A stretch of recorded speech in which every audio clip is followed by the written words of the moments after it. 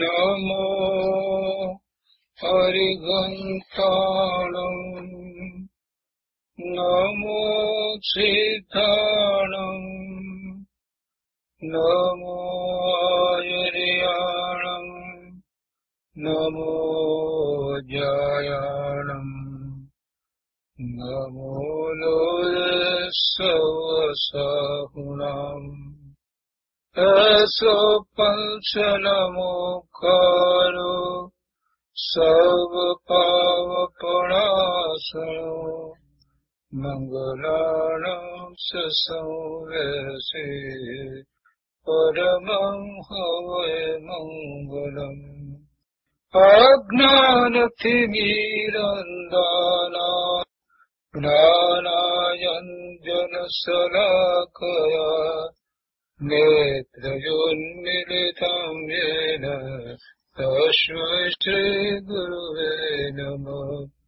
મુખાદેવ્યાકુક્ષિરત્નં શબ્દજિતભરયાત્મજં રાજચંદ્રહં વन्दે તત્વલોચનદાયકં પ્રભુ તત્વલોચનદાયકં.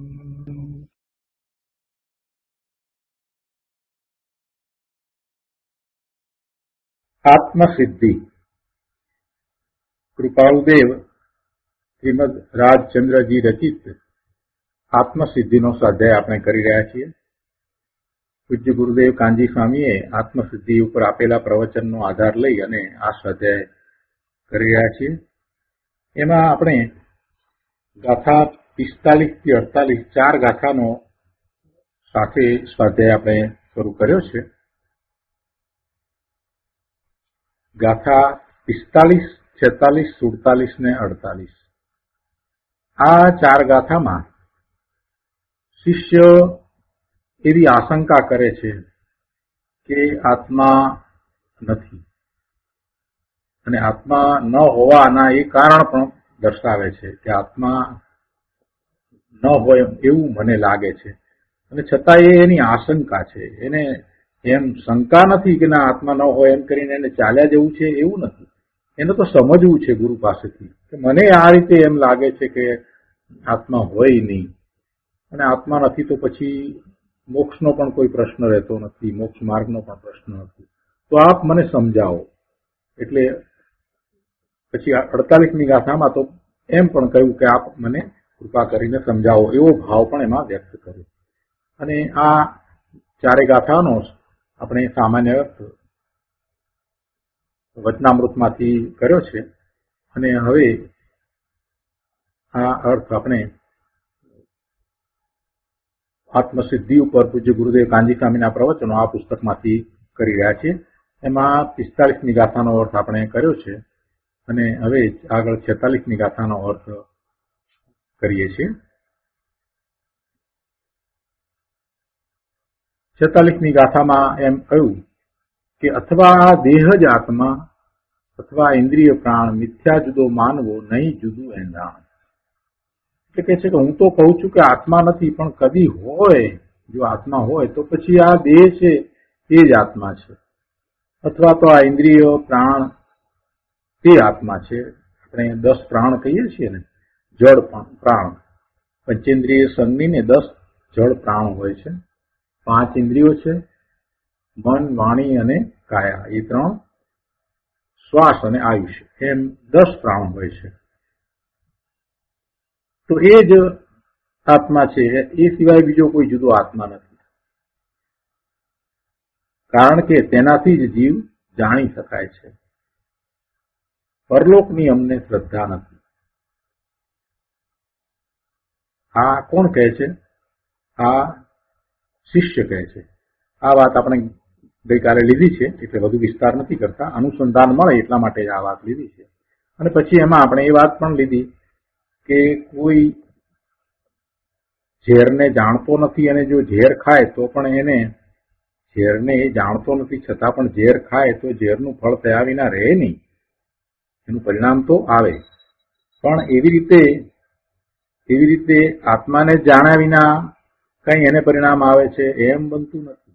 ભગવાન આત્માને જાણ્યા વિના બીજાથી સંતોષ માને અને તેમાં ઠીક માનીને રોકાય તો ખરો, પણ એથી એ અવસર હારી જાય. આ અવસર આવ્યો છે ને પોતાના સ્વરૂપની પ્રાપ્તિનો, એ અવસર પછી ચાલ્યો જાય. એટલે આત્માને જાણ્યા વિના કઈ આત્મા પ્રાપ્ત થતો નથી. એ વાત ગુરુદેવે કરી. અને પછી અહીંયા 189માં પાના ઉપર બીજા પેરેગ્રાફમાં આગળ અહીંયા 6ઠ્ઠી લીટીમાં કહે છે કે ઘણા લોકો અણસમજણથી ધર્મને નામે ઠગાણા છે. ધર્મને નામે છેતરાયા છે, ઠગાયા છે, ભ્રમણામાં પડ્યા છે. પણ ધર્મ તો આત્માનો શુદ્ધ સ્વભાવ છે, તેથી કોઈને નુકસાન થાય જ નહીં. ધર્મ આત્માનો સ્વભાવ છે, એટલે જે સાચા ધર્મને સમજ્યા છે એ તો કોઈ ઠગાય જ નહીં. સાચા ધર્મથી કોઈ ઠગાતું જ નથી. ધર્મના નામે અધર્મથી ઠગાયા છે એમ કહેવાય, પણ ધર્મથી કોઈ ઠગાય નહીં, તેનાથી કોઈ ઠગાય નહીં. તેમજ તેમાં અન્યાય પણ ચાલી શકે નહીં. ધર્મમાં અન્યાય હોય નહીં.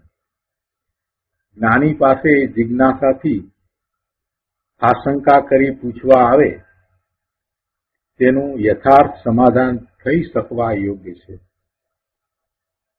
બીજા બધા પદાર્થોને જાણનારો હોવાથી, બીજા બધા પદાર્થોને તું જાણે છે ને, તો ગુરુદેવ કહે છે કે બીજા બધા પદાર્થોને જાણનારો હોવાથી તેનાથી તું જુદો છો. તેનાથી તું જુદો છો એમ તું તને નથી જાણતો. તું તને જ ભૂલી ગયો છો. તું તને જ ભૂલે છે તે કેટલી ગજબની વાત છે. બધાને જાણે અને જાણનાર કેવો પોતે છે એને જ તું નથી જાણતો. જાણનારને જાણે નહીં એ કેવું જ્ઞાન? કૃપાળુદેવે એમ કહ્યું છે. જે જાણનાર છે, અંદરમાં જે જાણનાર પડ્યો છે એને જ તું જાણે નહીં, એ કેવું જ્ઞાન તારું?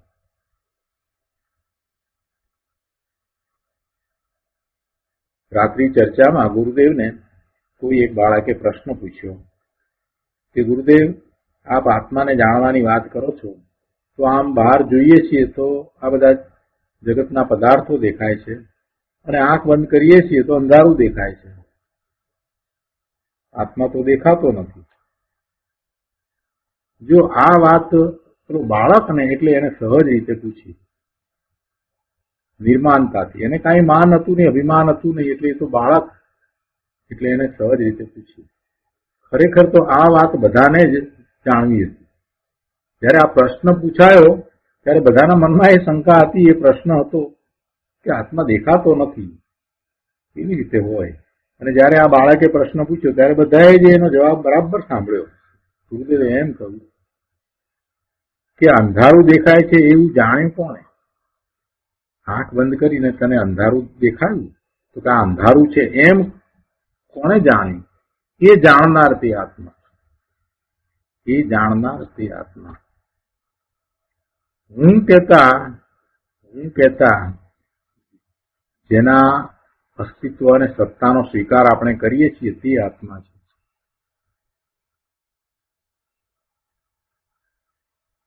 એટલે ગુરુદેવ અહીંયા કહે છે કે ભાઈ, તું તને ભૂલી ગયો, તું પોતે જાણનારો એને ભૂલી ગયો. સમ્યક્ત્વના પુરુષાર્થ ની શિબિર હમણાં પેલેમાં કરી પરીક્ષણ વખતે, ત્યારે ઘણો વિસ્તાર કર્યો અને કેટલીક વાતો એમાં એવી પણ કરી કે આત્મ જાગૃતિની વાત કરી. અને એમાં એક વાત એ પણ આવી કે દરેક સમયે પોતાના જે પરિણામ થઈ રહ્યા છે એને જાણવા વાળી જ્ઞાનની પર્યાય હોય છે. પોતે શુભ કે અશુભ ભાવે થાય છે તો એને જાણવા વાળી જ્ઞાનની પર્યાય તે જ સમયે હોય છે. પણ આ મૂંઢ એનું લક્ષ્ય કરતો નથી, અને જે શુભ કે અશુભ ભાવમાં એ રાચી રહ્યો છે ત્યાં ને ત્યાં એ આગળ આગળ ચાલ્યો જાય છે, એમાં જ જોડાઈ રહે છે. પણ એ વખતે પણ એને એ શુભ કે અશુભ ભાવ થયો છે તો એને જાણવા વાળું જ્ઞાન એનું પોતાનું છે, અરે ક્રોધ થયો છે તો ક્રોધને જાણવા વાળું એ જ સમયે એનું પોતાનું જ્ઞાન છે. આ ક્રોધ થયો અને આ ક્રોધ થયો એમ એ જાણે છે, પણ એને એ લક્ષમાં લેતો નથી. પોતાને આર્ત ધ્યાન થાય છે, રડવું આવે છે ત્યારે પણ એ જાણે છે કે આ પોતે રડી રહ્યો છે, પોતાને આર્ત ધ્યાન થયું છે. પોતાને ભય થયો છે ત્યારે પણ એ જાણે છે કે આ ભય થયો છે. દરેક સમયે એને જાણવા વાળું જ્ઞાન છે. એટલે એને જાગૃતિ તો એ રીતે રાખવી જોઈએ કે આ જે થયું છે એ હું નહીં. આ ક્રોધ થયો, ભય લાગ્યો, કે કોઈના પ્રત્યે દ્વેષનો ભાવ થયો, કે જે કંઈ થયું છે તે હું નહીં. એને જાણવા વાળું જે જ્ઞાન છે તે જ્ઞાન, એ જ્ઞાયક હું છું, હું જાણનારો છું.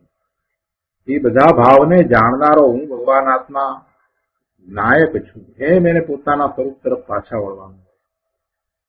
અને જે ભાવ થયો છે એમાં અશુભ ભાવ થયો છે તો ત્યારે જ પ્રતિક્રમણ કરીને પાછા વળવાનું કે એવો અશુભ ભાવ મને હોય નહીં, એનાથી જુદો હું ભગવાન આત્મા છું, એમ કરીને પોતા તરફ પાછા વળવાનું. કે આ જાણ્યું કે જાણનારો હું છું, આ જાણનાર તે હું છું.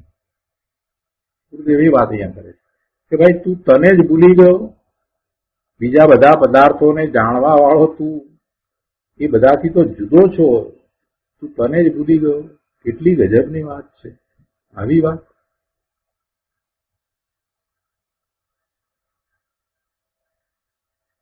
શિષ્યએ એમ કહ્યું કે દેહ જ આત્મા અથવા ઇન્દ્રિય પ્રાણ એ જ આત્મા, તો પછી આત્માને એનાથી જુદો માનવો એ મને તો કાંઈ ઠીક લાગતું નથી. અને એનું કોઈ ચિહ્ન પણ દેખાતું નથી આત્માનું. એ છે કે અથવા દેહ જ આત્મા અથવા ઇન્દ્રિય પ્રાણ મિથ્યા જુદો માનવો, નહીં જુદું એના. આ દેહ અને ઇન્દ્રિયની ચેષ્ટા ઉપરથી જણાય છે, તેથી એના વડે જ જાણપણું છે. માટે અમને દેહ અને ઇન્દ્રિયોથી આત્મા જુદો માનવો એ મિથ્યા લાગે છે. દેહ અને ઇન્દ્રિયથી જુદો આત્મા અમને લાગતો જ નથી. પ્રશ્ન કરનાર નિર્માની છે, અભિમાની નથી. એટલે તો આ પોતે પોતાને જે લાગે છે એ સ્પષ્ટ કહે છે. પેલા બાળકની માફક જો એ અભિમાનમાં હોત ને, અમને સમજણ પડે છે ને અમે તો જાણીએ છીએ ને અમે તો સમજ્યા છીએ ને, તો આવો પ્રશ્ન ન કરે ને. પ્રશ્ન કર્યો હોય તો એ પછી એમાં પોતે શું માને છે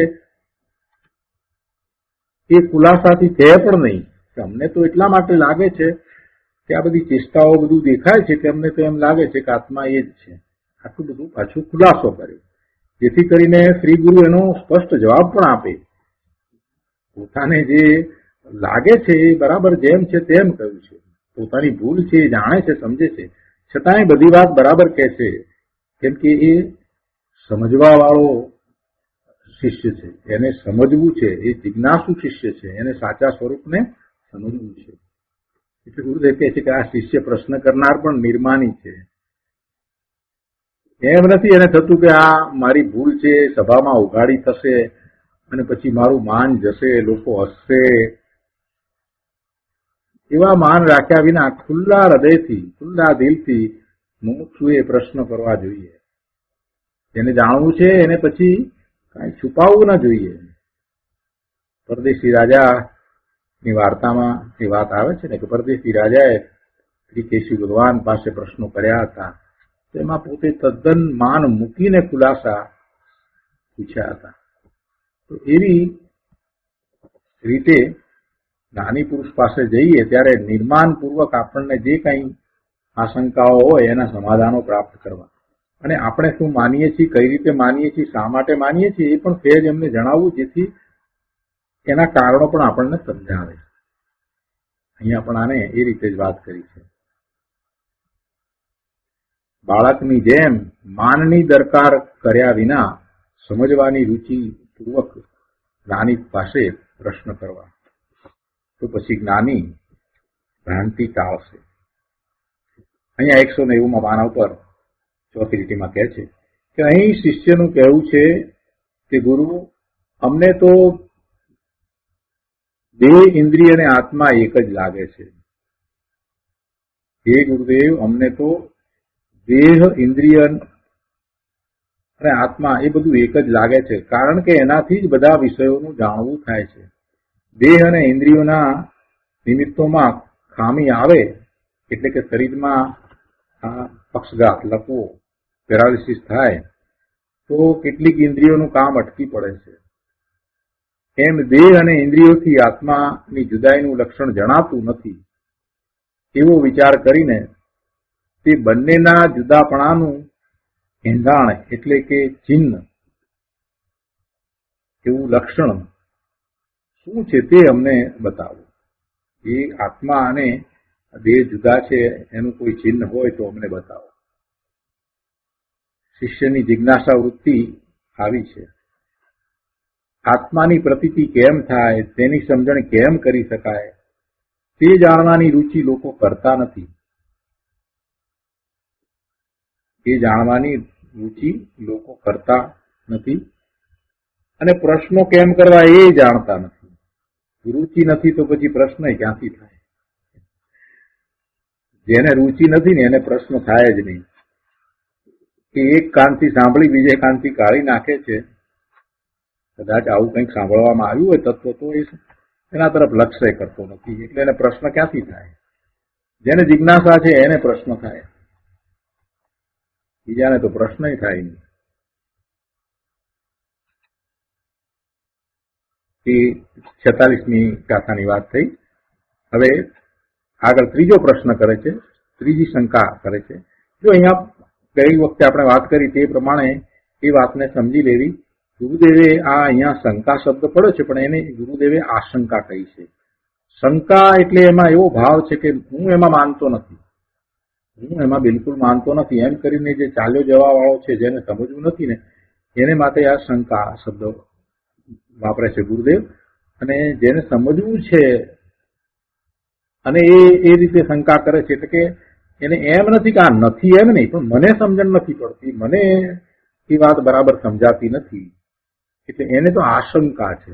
આશંકામાં ભાવ એવો છે કે એને સમજવું છે એ વાત જીનવાણીમાં આવી છે કે સદગુરુએ કહી છે, એ વાત પોતાને સમજાતી નથી, પોતાને સમજાતી નથી.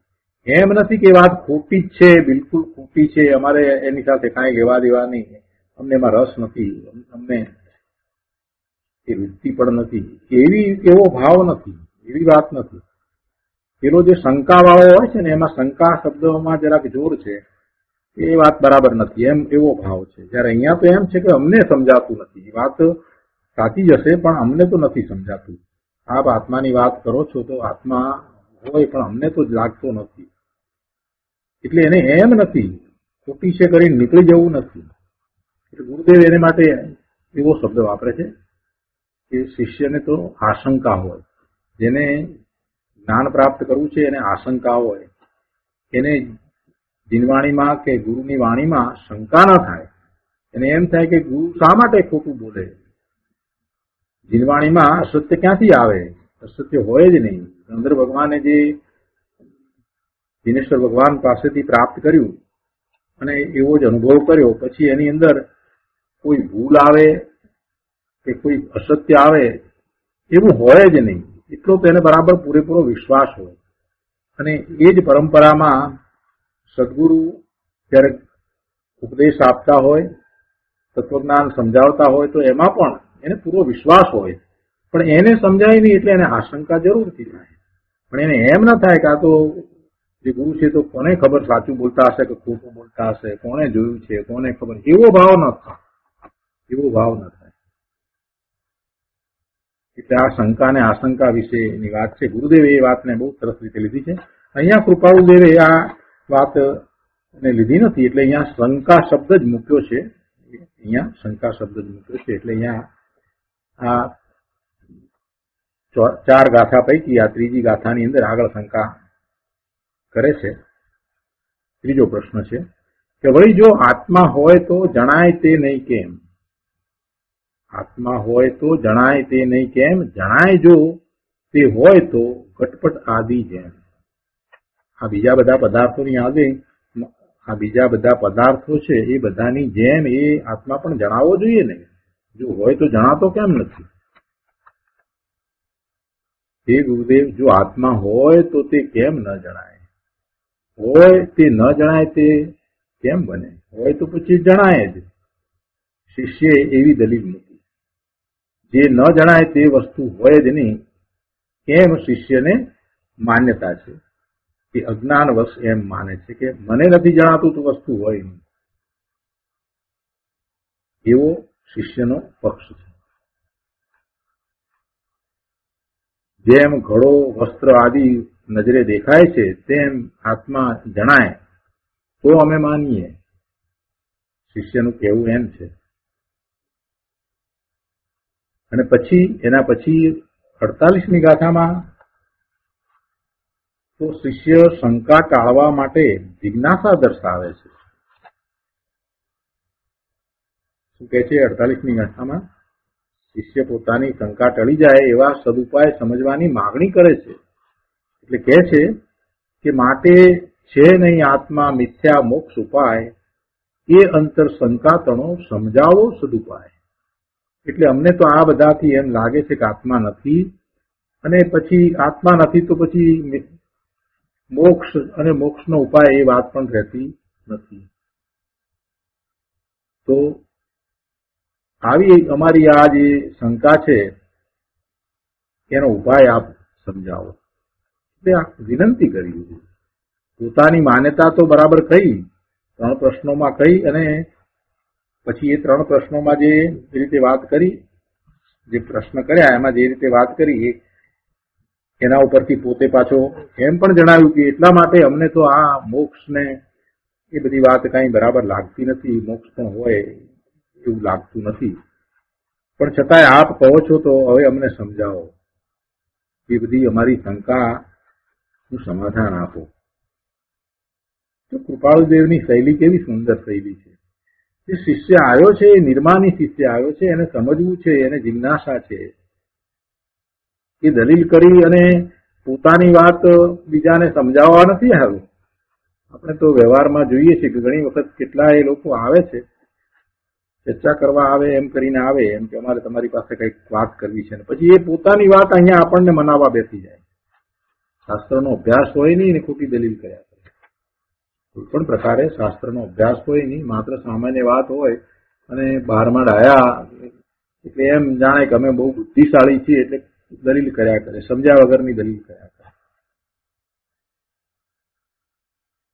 એટલે આપણે એ વાતને સમજી લેવી કે સામી વ્યક્તિ પ્રશ્ન કરે છે કે એ જાણીને દલીલ કરી એને તો સમજવું નથી, પણ માત્ર દલીલ કરી અને એ પોતાની વાતને પ્રસ્થાપિત કરવા માટે, પોતાની મિથ્યા માન્યતાને પ્રસ્થાપિત કરવા માટે, અને એ એમ કરી અને પોતે એમ અભિમાનમાં રહેવા માટે વાત કરી રહ્યો છે.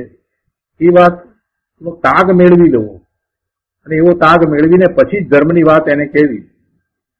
નહીતર પછી એવું થશે કે તમે એને સમજાવી નહીં શકો. એને સમજવું નથી એટલે એ તો સમજવાનો તો છે જ નહીં.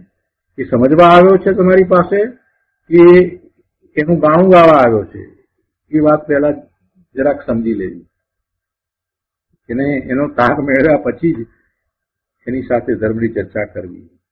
નહીતર એ કંઈ સમજવાનો નથી અને ઉલટાનો તમને ડિસ્ટર્બ કરી જશે. અહીંયા તો આ શિષ્ય જે આવ્યો છે એ તો સમજવા આવેલો શિષ્ય છે. જે સમજવા આવ્યો છે, જે માન મૂકીને આવ્યો છે, જેને અંતરમાં સમજવાની વૃત્તિ છે, એના ગમે તેવા પ્રશ્ન હોય તો પણ એમાં વાંધો નહીં, આપણે સમજાવી શકીએ, કેમ કે એને સમજવું છે. તો શાસ્ત્રના આધારે આપણે એને સમજાવી શકીએ. પણ જેને સમજવું જ નથી એ તો શું કરશે? શાસ્ત્રની વાતને પકડીને એ ઊંધા અર્થ કરશે. શાસ્ત્રની વાતને પકડીને આપણી સામે ઊંધી દલીલો કરશે. અને આપણે એટલા બધા અભ્યાસી ન હોઈએ તો પછી આપણે એને સમજાવી ન શકીએ, અને કદાચ બધાની વચ્ચે ખોટી છાપ પડી જાય, ધર્મ સંબંધી એની ખોટી છાપ પડે. એટલે એ સંબંધી ચર્ચામાં ઉતરતા પહેલા ધ્યાન રાખવું. કોઈની પણ સાથે ચર્ચામાં ઉતરતા પહેલા ધ્યાન રાખવું. બને ત્યાં સુધી આપણે આપણું કાર્ય કરતા હોઈએ અને આપણો એટલો બધો એવો ઉઘાડ ન હોય તો બીજાને સમજાવવાનો પ્રયત્ન રહેવા દેવો, એને બદલે એને એમ કેવું કે અમે શાસ્ત્ર વાંચીએ છીએ, તમે પણ વાંચો ને, તેમાંથી તમને ખ્યાલમાં આવી જશે. અને બીજી રીતે વિચાર કરવા જઈએ તો દરેક જીવ પોતે પોતાની જ્ઞાન ક્રિયા કરે છે. કોઈ કોઈને જ્ઞાન ક્રિયા કરાવી દે છે એવું તો છે નહીં. કોઈ કોઈને જ્ઞાન ક્રિયા કરાવી દે એવું તો છે નહીં. એટલે જે જ્યારે સમજવાનો છે ત્યારે તે સમજશે. એ જેનાથી સમજવાનો છે એટલે કે જે નિમિત્તથી સમજવાનો છે તે નિમિત્તથી જ સમજશે. એટલે આપણે શા માટે એવો દુરાગ્રહ રાખવો કે આપણે એને સમજાવી દઈએ? જ્ઞાની પુરુષોને તો કરુણાનો ભાવ હોય છે, તો આપણને પણ કોઈ વખતે એવો અનુકંપાનો ભાવ આવે કરી આ તો ખોટે માર્ગે જઈ રહ્યો છે, અને કદાચ એવો વધારે ભાવ આવે ને કરુણા થઈ જાય કે લાવ એને સમજાવવું, તો સમજીને સમજાવવું. આપણે સમજીને સમજાવવું કે આપણી કેટલી પાત્રતા યોગ્યતા છે સમજાવવાની, અને પેલો જીવ સમજવા માંગે છે એ સમજીને સમજાવવું. આ શિષ્ય તો નિર્માણી શિષ્ય છે.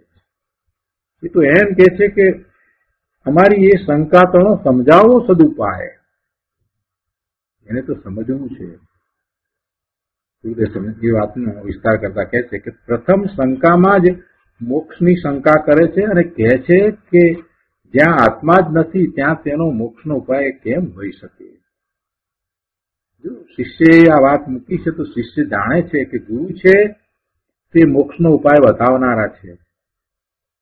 જયારે આવી વાત કરી છે તો એને અંદરમાં એમ પણ છે કે ગુરુ છે એ મોક્ષનો ઉપાય બતાવી દેશે અને આ બધી મારી શંકાના સમાધાન આપશે. એટલે એને તો મોક્ષની વાત અહીંયા મૂકી દીધી છે. મોક્ષનો ઉપાય કરવો એ મિથ્યા છે એમ કહી અને એના અંતરમાં તો એમ છે કે મને એ બધું સમજાવશે. ગુરુ મને જરૂર મોક્ષનો ઉપાય બતાવશે. ગુરુ તો એવા છે, સમર્થ ગુરુ છે. મોક્ષનો ઉપાય કેમ હોઈ શકે આવો પ્રશ્ન કરનારો શિષ્ય અંદરમાં એ જાણે છે કે ગુરુ છે તે મોક્ષનો ઉપાય બતાવનારા છે. કેટલા વિશ્વાસ સાથે આ આવ્યો છે. સદગુરુ મળ્યા છે તો હવે એનો વિશ્વાસ પણ એવો જ છે કે સદગુરુ મને એ માર્ગ બતાવશે. જેમ નિશાળના મહેતાજી લૌકિક જ્ઞાન આપનારા છે, તેમ આ શ્રી ગુરુ પણ લોકોત્તર જ્ઞાન બતાવનાર છે. વર્તમાનની દ્રષ્ટિવાળા એક ભાઈ કહેતા હતા કે શું ઉપાશ્રયમાં જઈને બેસીએ તો જ કલ્યાણ થાય, અને એ તો ઉપાશ્રયને બદલે અપાશ્રામાં જઈને બેસીએ તો કલ્યાણ થાય એમ કહેતા હતા. બધા મોટા ભાગના લોકો અપાશ્રો કરે છે. એમને એ ખબર નથી હોતી કે ઉપાશ્રયનો અર્થ શું છે એ ખબર નથી હોતી. એ ભાઈએ એવું પૂછ્યું કે શું ઉપાશ્રયમાં જઈને બેસીએ તો જ કલ્યાણ થાય? નવરા થઈને જે ન દેખાય એવા આત્માની કલ્પના કરવી? એટલે જે દેખાતું નથી એની ખાલી ખોટી કલ્પના કરવી? કાંઈ સેવા પરોપકાર કરવા નહીં અને શું નવરા થઈ અને પછી આવી કલ્પના કરવી? આત્મા જે દેખાતો નથી એની કલ્પના કરવી અને એમ કરવાથી કલ્યાણ થાય? આવું બોલવા વાળા ઘણા લોકો છે. પોતાની જાતને જઈને કેવડાવે છે ને આવી વાત કરે છે. કે બહારમાં એને પુણ્યના ઉદયને કારણે સંપત્તિ આદિ મળી ગયા હોય અને યશ નામ કર્મ પણ એવું હોય એટલે બહારમાં બહુ મોટા ગણાતા હોય. એટલે પોતે એમ માને કે અમે તો બહુ બુદ્ધિશાળી છીએ, બહુ હોશિયાર છે, અમને બધી સમજણ પડે. આ બધી વાતો તમે જે કરો છો એ બધી નકામી વાતો છે. એના કરતા કાંઈક કલ્યાણ કરો, સેવા કરો, પરોપકાર કરો.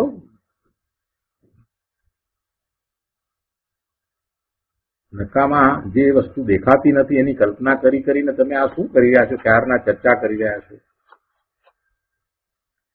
ગુરુદેવની જન્મ જયંતિ વખતે એક ભાઈ મને એવા પણ મળ્યા હતા.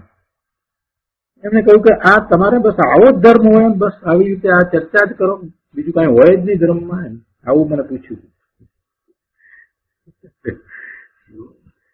બનતા સુધી 124મી વખતે પૂછ્યું હતું, 123મી 124મી વખતે પૂછ્યું હતું. 124મી જન્મ જયંતિ વખતે ભાઈએ મને એમ પૂછ્યું હતું કે બસ આવું જોઈએ બધું, એમ કે ત્યાં સેશન હતી એમાં હું અને રાજુભાઈ બે હતા અને બસ આ બધી જ્ઞાન ચર્ચા એ સિવાય બીજી કઈ વાત ન હતી. એટલે કે બસ આ તમારા આવો જ ધર્મ હોય, આવો તમારા ધર્મ હોય.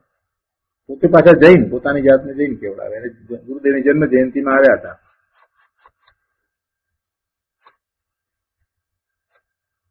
એટલે આવા જીવો ઘણા હોય છે અને એમાં મેં કહ્યું એ પ્રમાણે પોતાની જાતને બુદ્ધિશાળી સમજવા વાળા, કેમ કે બહારમાં પોતાને જે પ્રાપ્ત થયું છે પુણ્યના યોગે પોતાને એવો યશ મળે છે. યશ નામ કર્મનો ઉદય હોય ત્યારે તમે ગમે તે ખોટું કરો ને તોય તમારી વાહવા થાય, તમને માન મળે, તમને બધા બોલાવે છે. યશ નામ કર્મ હોય તમને યશ જ મળે, અપયશ મળે જ નહીં. અને બીજું એ જ રીતે સંપત્તિ આદિ મળ્યા હોય, લક્ષ્મી મળી હોય, અધિકાર મળ્યા હોય, આવું બધું પુણ્યને કારણે મળ્યું હોય ને એ એમ માને કે અમે તો બહુ બુદ્ધિશાળી છે, આ બીજા બધા તો કઈ સમજતા નથી, અમે બુદ્ધિશાળી છીએ. એટલે એ પછી પાછા એમ માની અને પાછા આમ કે તમે શું આ નવરા બેઠા, આ બધી શું ચર્ચાઓ લઈને બેઠા છો, જે વસ્તુ દેખાતી નથી એની કલ્પના કરીને એમાં શું કરવાનું. ગુરુદેવ કહે છે કે એવા જીવો ઉપાશ્રયનો અર્થ પણ સમજતા નથી. ઉપ એટલે આત્માની સમીપ, ઉપ એટલે આત્માની સમીપ અને તેના આશ્રયમાં રાગ રહિત જ્ઞાનપણે ટકી રહેવું, એવો ઉપાશ્રયનો અર્થ છે. આશ્રય ઉપ એટલે આત્માની સમીપ માં રહેવું, જે આત્માની સમીપમાં રહે છે તે ઉપાશ્રયમાં છે. જે આત્માની સમીપમાં રહે છે તે રાગથી રહિત છે. જે આત્માની સમીપમાં રહ્યો છે તે રાગથી રહિત થયો છે અને જ્ઞાન ભાવે ટકી રહેવાનો પુરુષાર્થી છે. જે જ્ઞાન ભાવે જો ટકી જાય તો પછી એ શ્રેણી ચડીને કેવળ જ્ઞાન પ્રગટ કરે છે, પણ એવો એ પુરુષાર્થી છે જેને સમ્યક દર્શન થયું છે કે પોતે પોતાના સ્વભાવ ભાવે રહેવાનો પુરુષાર્થ હંમેશા કરે છે અને એ જાણે છે કે બીજી કોઈ રીતે કલ્યાણ નથી. વસ્તુ સ્વરૂપ સમજવાની ધીરજ રાખે તો આ બધું સમજાય એવું છે. પ્રભુ એમાં કાંઈ ન સમજાય એવું છે જ નહીં. પોતે કોણ છે, ક્યાંથી થયો, પોતાનું સ્વરૂપ કેવું છે એનો એ વિચાર કરે તો બધું એને સમજાય એવું છે. જગતમાં જ્યાં ત્યાં રાગ દ્વેષ કામ ભોગ અને બંધનની કથા તો સહેલાઈથી ઉપલબ્ધ છે, એનો તો પરિચય સુલભ છે. સમયસારમાં પણ આ ગાથા આવી છે ને કે કામ ભોગ અને બંધની કથા તો અને એનો પરિચય તો સુલભ છે, પણ આત્માની કથા, આત્માની વાત એ દુર્લભ છે. એ વાત ક્યાંય મળતી નથી. જેને એ વાત સાંભળવા મળી છે એ મહાભાગ્યશાળી છે. પણ આ વાત કોઈ નવીન છે, આત્માની વાત છે તે નવીન છે, અપૂર્વ છે એમ લાગે અને તે શું છે એવી મધ્યસ્થપણે જાણવાની જિજ્ઞાસા રાખે તો સમજાય ને. અહીંયા શિષ્યે નાસ્તિકની દ્રષ્ટિએ શંકા કરી છે કે આત્મા જ દેખાતો નથી માટે નથી.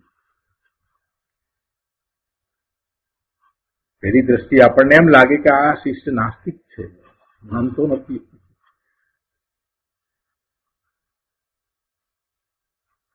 એટલે ગુરુદેવ કહે છે કે છે એમ કરે તો જ તેના છુટકારાનો ઉપાય હોય ને.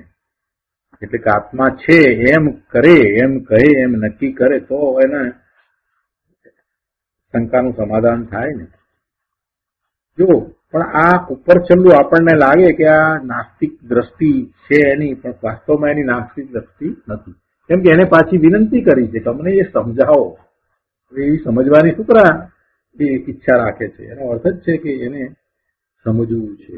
વાસ્તવમાં એ નાસ્તિક નથી. પ્રશ્ન એ રીતે કર્યા છે. નાસ્તિક કોને કહેવાય, આસ્તિક કોને કહેવાય એનો જરાક વિચાર કરીએ.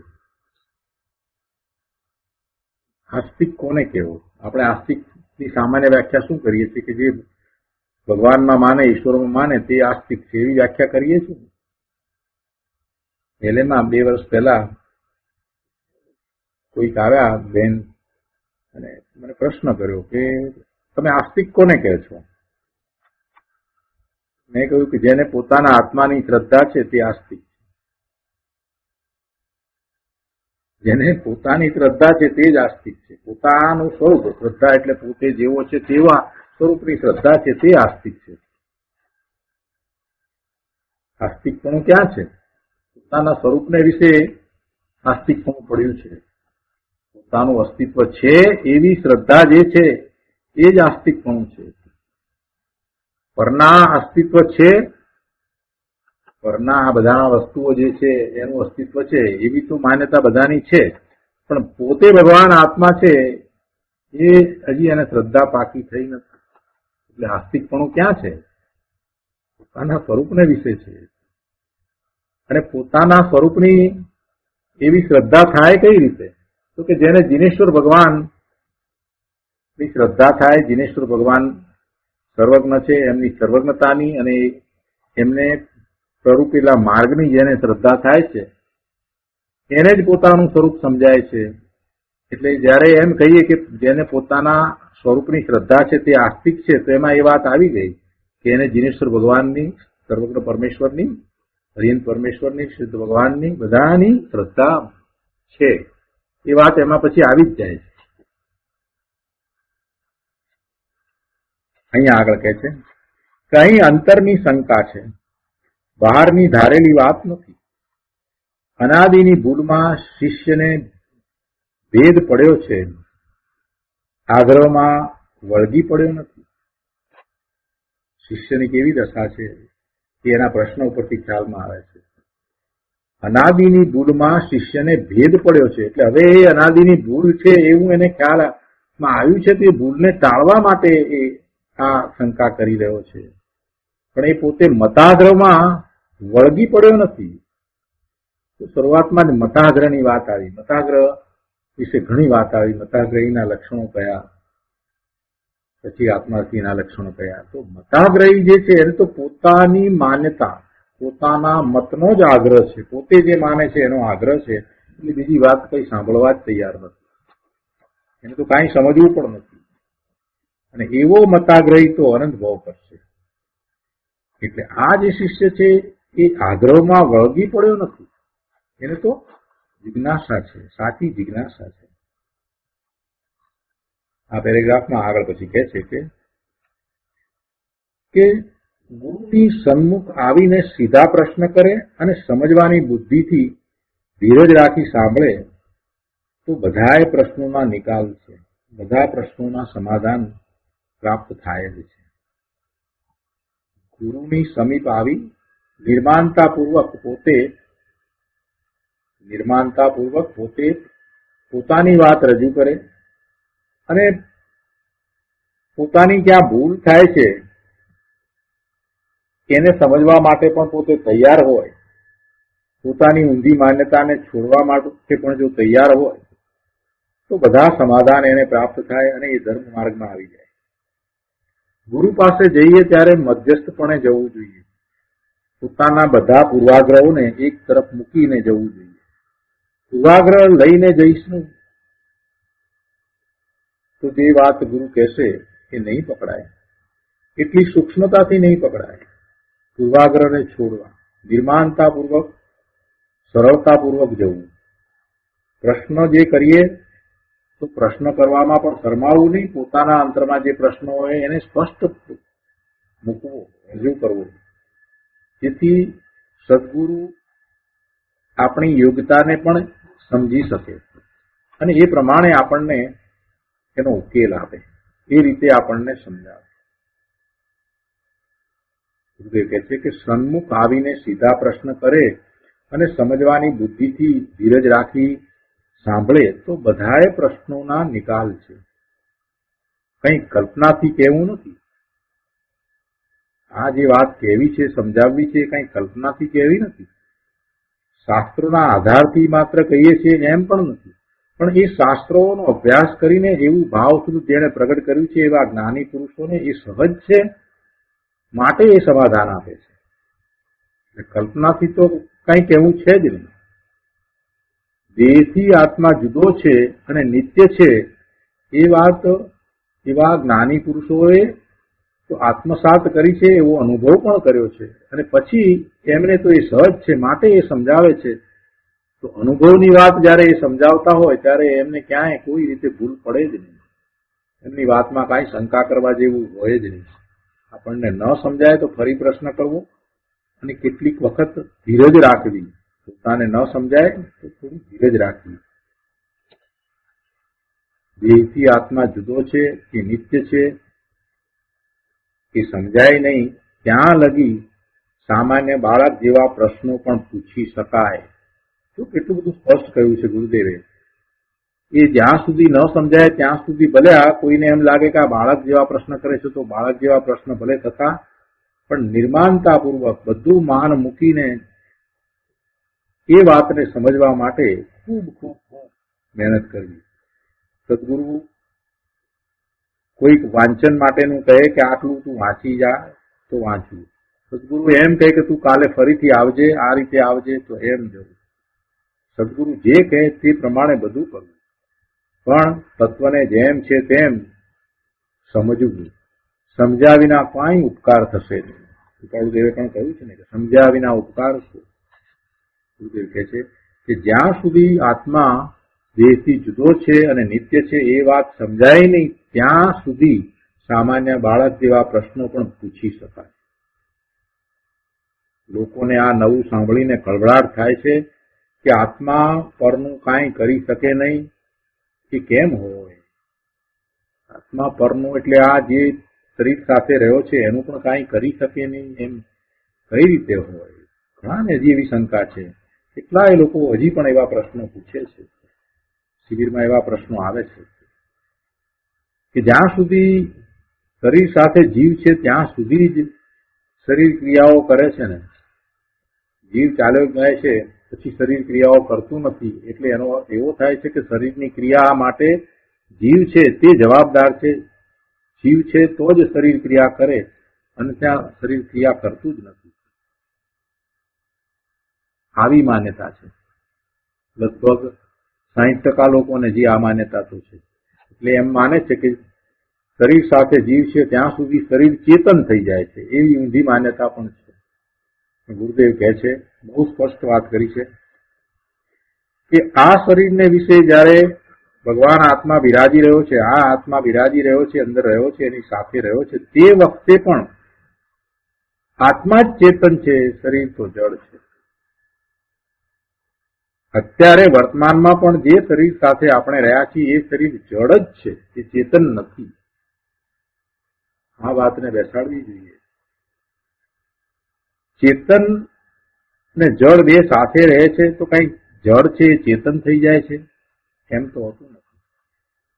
એ જડથી ચેતન ભગવાન આત્મા જુદો છે તો ત્રિકાળ જુદો જ છે, એ રૂપે થતો જ નથી.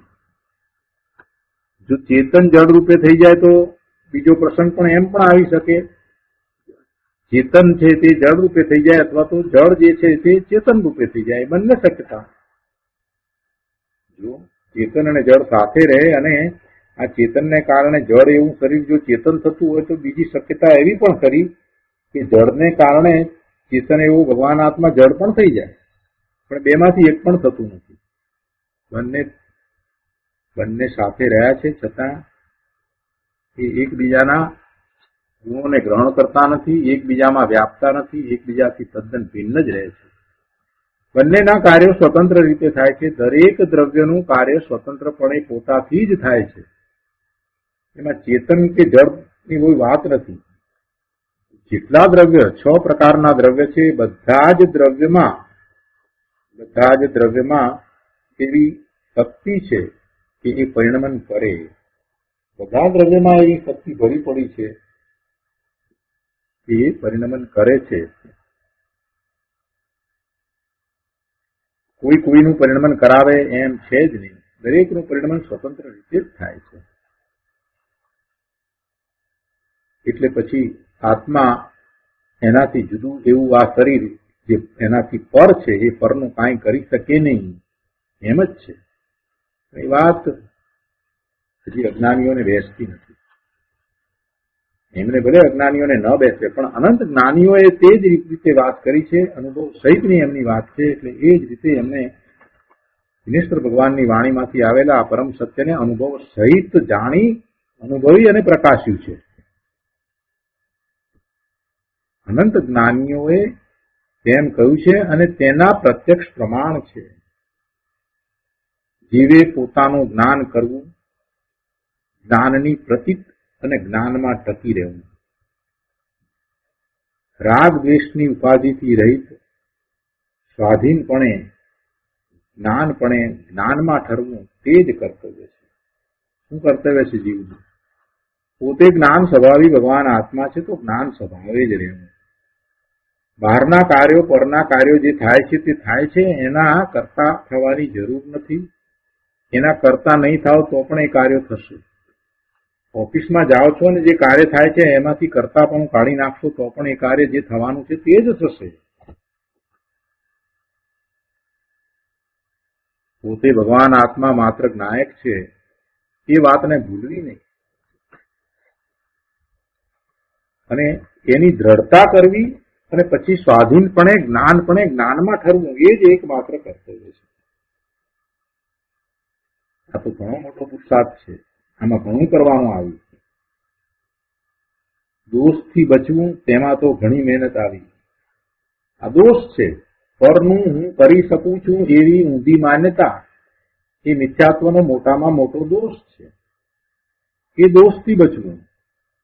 કાર્ય થાય છતાંય એ કાર્ય જ્યાં થયું છે તે દ્રવ્ય એનું કરતા છે. પોતે એમાં કાંઈ કરવા વાળો કરતા નથી. પોતે એનાથી અલિપ્ત એને જાણવા દેખવા વાળો છે. એવો ભાવ દિવસ દરમિયાન બધા જ કાર્યો થતા હોય ત્યારે રાખવું. એમ જ્ઞાતા દ્રષ્ટા થવાની જરૂર છે. જો જ્ઞાતા દ્રષ્ટા પણ તો પરમાં જયારે લક્ષ્ય ત્યારે જ જરૂરી છે. સ્વ તરફ એ વળી ગયો છે ત્યારે તો એને એની જરૂર નથી. કે ખરેખર આ જ્ઞાતા દ્રષ્ટાના ભાવની જરૂર ક્યારે છે કે પર તરફ એ વળ્યો છે, પરનું લક્ષ્ય કરે છે ત્યારે એ ભૂલી જાય છે કે પોતે એનો કરતા નથી. પોતે એનો માત્ર જાણવા વાળો છે, એનો કરતા નથી. એ વાત એ ભૂલી જાય છે અને જે કાંઈ કરે છે એમાં રાગ કરે છે કે દ્વેષ કરે છે કે જે કાર્ય થઈ રહ્યું છે એમાં એ જોડાઈ જાય છે, એમાં એ રુચિ કરે છે, એમાં એ આગળ વધે છે, તો એ પોતાને ભૂલી જાય છે. પોતાના સ્વરૂપને ભૂલી જાય છે. પોતે કોણ છે, પોતે એ પરનો અકર્તા છે એ વાતને ભૂલી જાય છે. એટલે અકર્તા ભાવની જે જાગૃતિ છે એની ખરી જરૂર તો જ્યારે એ પરનું લક્ષ્ય કરે છે તે વખતે છે. કે ના, આ કાર્ય થાય છે છતાં હું એનો કરવા વાળો નથી. અંદરમાં એ વાત દરેક સમયે એને દ્રઢ કરવાની જરૂર છે. અને એમ થશે તો પછી આપોઆપ રાગ દ્વેષ પણ ઘટી જશે. ઈષ્ટ અનિષ્ટ બુદ્ધિ રહેશે નહીં. પરમાં ઈષ્ટપણા અને અનિષ્ટપણાની બુદ્ધિ પણ ચાલી જશે. અહીંયા શું કહે છે કે રાગ દ્વેષની ઉપાધિથી રહિત સ્વાધીનપણે જ્ઞાનમાં ઠરવું તે જ કર્તવ્ય છે. અને એમાં ઘણું કરવાનું આવ્યું. દોષથી બચવું એમાં તો ઘણી મહેનત આવી. અને કયો દોષ? આ મિથ્યાત્વનો દોષ. એમાં તો ઘણો પુરુષાર્થ રહ્યો. પણ એમાં એમ ના આવ્યું કે હાથ પગ હલાવવા અથવા આમ ક્રિયા કરવી, બે હાથ આમ જોડવા કે એવી કોઈ વાત ના આવી. અમુક રીતે પગ ઊંચો કરવો ને અમુક રીતે આમ કરવું, આ રીતે એવી કોઈ વાત નથી આવી. કે પછી કોઈ બીજાનું ભલું કરી દેવું એમ પણ નથી આવ્યું. બીજાનું ભલું કરી શકે છે, બીજાનું ભલું કરવાનો ભાવ આવે, પણ વાસ્તવમાં એ ભલું કરી શકતો નથી. એ વાતને એને ન્યાયપૂર્વક સમજવી જોઈએ. શુભ ભાવ આવવો એક વાત છે, અને જેના પ્રત્યે શુભ ભાવ આવ્યો છે એનું કાર્ય એ કરી શકે એ વાત જુદી છે. એનું કાર્ય એ કરી શકતો નથી, માત્ર એનો શુભ ભાવ છે. પેલાનું કાર્ય જે થાય છે તો એના કારણે થાય છે. એ કાર્ય જે થવાનું છે તે તેના કારણે થાય છે. તમે કોઈને 100 રૂપિયા આપો છો તો એ પેલાને 100 રૂપિયા મળે છે એ એના પુણ્યથી મળે છે. તમને તો માત્ર શુભ ભાવ આવ્યો છે, બાકી 100 રૂપિયા એને મળે છે એ એના પુણ્યથી મળે છે. તમે નકામાના દાનનું અભિમાન છોડી દો. તમે દાનનું અભિમાન ન કરો. એ 100 રૂપિયા એને મળે છે ત્યારે તમારો શુભ ભાવ છે, દાન આપવાનો જે શુભ ભાવ છે, પણ વાસ્તવમાં એ 100 રૂપિયા એને એ વખતે મળવા એવું એના પુણ્યનો ઉદય છે. ખૂબ સમજવાનું છે પ્રભુ. બધા અભિમાનનો ત્યાગ કરવાનો છે. મિથ્યાત્વથી બચવું છે. ઘણા ન્યાય છે. ગુરુદેવ શું કહે છે કે તેના ઘણા ન્યાય છે. બહારની ક્રિયા આત્માને આધીન નથી. બહારની ક્રિયા આત્માને આધીન નથી. પુણ્યની રુચિ વાળાને અમે કંઈ પરનું કરી શકીએ એ ભાવ મનમાંથી કેમે કરીને કસતો નથી. જેને પુણ્યની રુચિ છે એને અંતરમાં એમ જ છે કે અમે પરનું કરી શકીએ છીએ, બીજાને સુખી કરી શકીએ છીએ, બીજાને જીવાડી શકીએ છીએ, બીજાને દાન આપી શકીએ છીએ, કેમ કે એને પુણ્યની રુચિ છે. અને એને એમ છે કે આ પુણ્યને કારણે થઈને મને પછી દેવલોકની ગતિ મળશે, કે સારી મનુષ્યની ગતિ મળશે, કે પછી મને એવી રિદ્ધિ સિદ્ધિ પ્રાપ્ત થશે. એને ભવના ભ્રમણ કરવાની ઈચ્છા છે, એને લૌકિક ઈચ્છાઓ છે. એનો ભાવ કેવો છે? એનો ભાવ કેવો છે? ભવ કરવાનો તો ભાવ છે. જ્યાં લગી પુણ્યની સરખાઈ હોય ત્યાં સુધી માને કે અમે ધાર્યું કામ પાર ઉતારીએ છીએ. એને પુણ્ય ઉદય વર્તતો હોય અને એ પ્રમાણે કાર્ય ઈચ્છે એ પ્રમાણે થતું હોય એટલે એ એમ માને કે અમે તો ધાર્યું કામ પાર ઉતારીએ, અમે જે ઈચ્છીએ તે બધું કરી જ શકીએ છીએ. એવા એ અભિમાનમાં રહી જાય.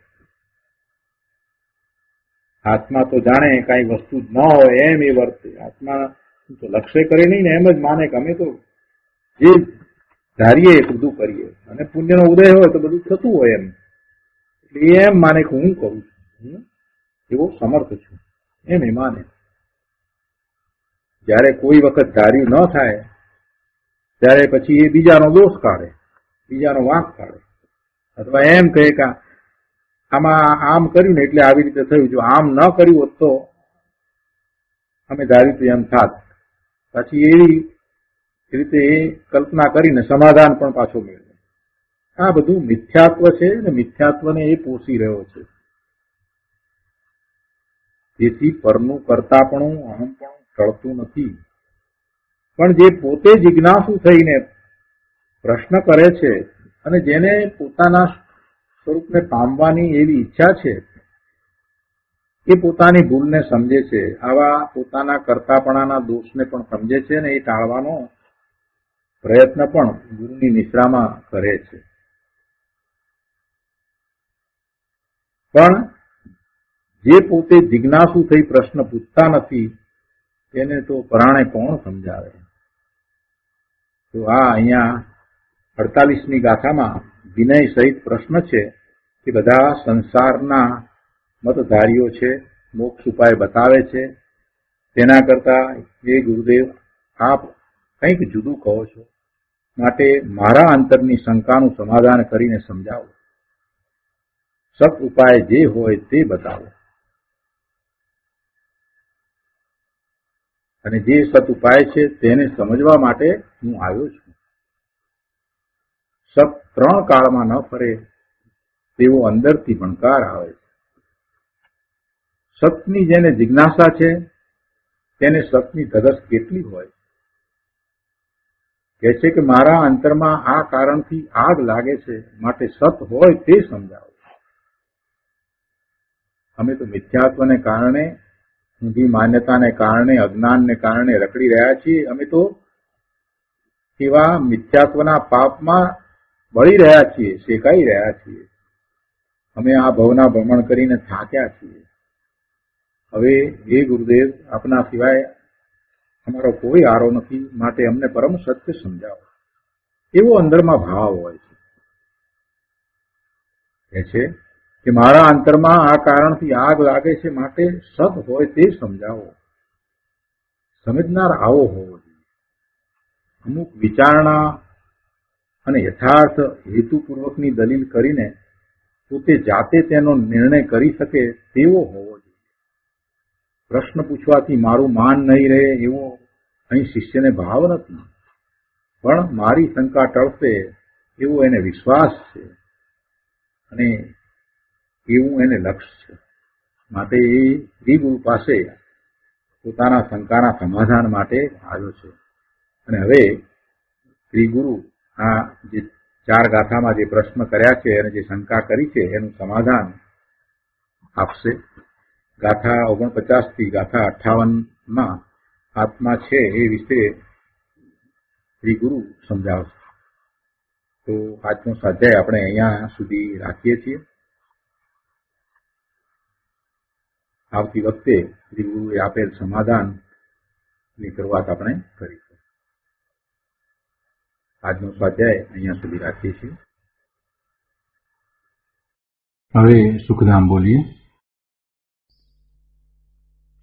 સુખધામ અનંત સુસંત ચરી દિન રાત રહે તદ ધ્યાન મહી પ્રકાંતિ અનંત સુધામય જે પ્રણમુ પદતે વરતે જય